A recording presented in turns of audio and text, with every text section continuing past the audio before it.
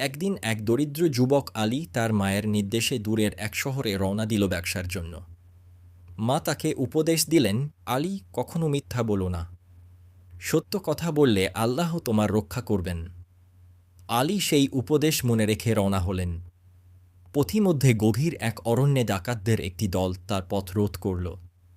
তারা তার মালপত্র লুট করে নিল এবং একজন ডাকাত সর্দার আলীকে জিজ্ঞাসা করল, তোমার কাছে কি আর কিছু আছে?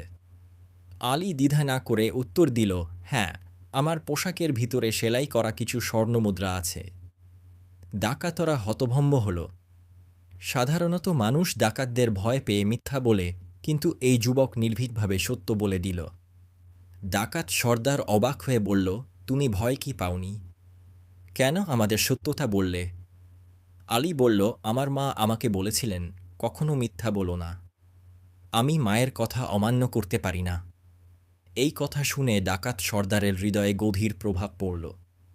সে চিন্তা করল, এই যুবক তার মায়ের একটা উপদেশও ভঙ্গ করেনি, অথচ আমরা প্রতিদিন আল্লাহর অসংখ্য বিধান লঙ্ঘন করছি।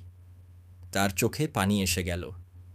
সে হঠাৎ চিৎকার করে বলল, আমি তোবা করছি। আমি আর ডাকাতি করব না। তার পরিবর্তন দেখে বাকি ডাকাতরাও অনুতপ্ত হয়ে পড়ল এবং তারা সবাই ডাকাতি ছেড়ে সৎপথে ফিরে এল। আলী তার সত্যবাদিতার কারণে শুধু নিজের জীবনই রক্ষা করল না, বরং পুরো ডাকাত দলকে সৎ পথে আনল।